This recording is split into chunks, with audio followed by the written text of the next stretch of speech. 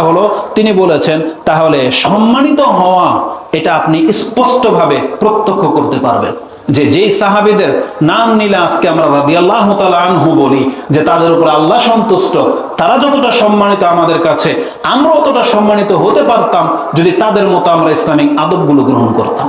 কারণ তারা কিন্তু সম্মানিত হয়েছে ইসলামিক আদবগুলো গ্রহণ করার কারণে। তারা কথা বললে সালাম দিয়ে কথা বলতেন, ডান হাতে আদান প্রদান করতেন, মেহমানদের সম্মান করতেন, মেহমানরাও মেজবানের গুরুত্ব বুঝতেন, তাদেরকে সাথে নিয়ে খেতেন, একজন আরেকজনকে ছাড়া খেতেন না। তারপরে একে অপরের স্যাক্রিফাইসের ক্ষেত্রে সবচেয়ে উত্তম পন্থাটাই অবলম্বন করতেন। এইভাবেই কিন্তু মানুষ একে অপরকে সম্মান দেখায় এবং সম্মান প্রাপ্ত হয়। কিন্তু আমরা যখন অন্যকে সম্মান করি না, এজন্য আমাকেও কেউ সম্মান করে না। আজকে আমাদের সবার অবস্থা হয়ে গেছে তেমন।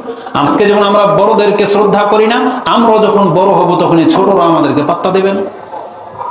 কিন্তু আমরা সবাই যদি ইসলামের নিয়মটা ফলো করতাম, তাহলে যেই সম্মানটা আমরা আজকে বড়দেরকে দেখাবো, আমরাও যখন বড় হব তাহলে আমাদেরকেও রেসপেক্ট সম্মান করার মতো এমন জাতি আল্লাহ সৃষ্টি করে দিতেন। কিন্তু আমরা সেটা হারিয়ে ফেলতেছি। সবাই নিজের ইগো নিয়ে বেঁচে আছি, কেউ কাউকে তিরস্কার করতে সামান্যতম দ্বিধা করি না, যা ইচ্ছা তাই বলে দিচ্ছি। একটু পরে সেই কথাগুলো আসবে। তো ইসলামের আদবের গুরুত্ব সম্পর্কে আমি এতটাই বলতে পারি যে সম্পর্কে স্পেসিফিক কোন আয়াত আর হাদিস তো আপনার কাছে পেশ করা যাবে না। কেন যাবে না? কারণ পুরো ইসলামটাই হচ্ছে একটা আদব। ইসলামের প্রত্যেকটা শিক্ষাই গুরুত্বপূর্ণ।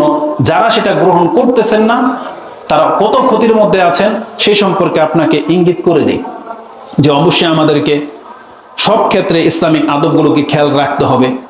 আর এর গুরুত্ব কতটা একটা দিক দিয়ে বুঝাই যে ইসলামের আদবের গুরুত্ব কত। প্রত্যেকটা সাইডে তো আছে, কথা বলার মধ্যে আদব আছে, খাবারের মধ্যে আদব আছে, ঘরের মধ্যে ঢোকার আদব আছে, ইবাদতের মধ্যে আদব আছে, কারো সাথে লেনদেন সম্পর্ক করার ক্ষেত্রে আদব আছে। আসুন দেখায় যেটা গুরুত্ব কত। যদি আপনি কথা বলার ক্ষেত্রে ইসলামিক আদব রক্ষা না করেন তাহলে আপনার কতটা ক্ষতি হতে পারে, আর যদি আদব রক্ষা করে কথা বলেন তাহলে কতটা আপনার উপকার হতে পারে, এই সম্পর্কে একটা কথা আপনাকে বলে দিই। আল্লাহ সুবহানাহু ওয়া তাআলা কোরআনে আমাদেরকে বলেছেন, এই কোরআনটা নাজিল হয়েছে যেই উদ্দেশ্যগুলো নিয়ে, তার মধ্যে একটা উদ্দেশ্য হচ্ছে যারা আল্লাহকে মেনে চলে তাদেরকে সুসংবাদ দেবে এই কোরআন, আর যারা আল্লাহকে মেনে চলে না তাদেরকে সতর্ক করেছে এই কোরআন, এবং যারা মুখে অত্যন্ত বাজে কথা বলে তাদেরকে সতর্ক করার জন্য নাজিল হয়েছে এই কোরআন। যেটা সূরা কাহাফের শুরুতে আল্লাহ বলেছেন যে এই কোরআন নাজিল করা হয়েছে আল্লাহর পক্ষ থেকে, তার প্রশংসা সহ এই আয়াত নাজিল করা হয়েছে। এবং আল্লাহ বলেছেন এবং তাদেরকে সতর্ক করার জন্য এই কোরআন নাজিল হয়েছে যারা বলে যে আল্লাহ সন্তান গ্রহণ করেছে। আল্লাহ সুবহানাহু ওয়া তাআলা তাদেরকে কত বড় ধমক দিয়েছেন বা সতর্ক করেছেন, মা লাহুম বিহি মিন ইলমি ওয়ালা লিআবাইহিম কাবুরাত কালিমাতান তাখরুজু মিন আফওয়াহিহিম ইয়াকুলুনা ইল্লা কাযিবা।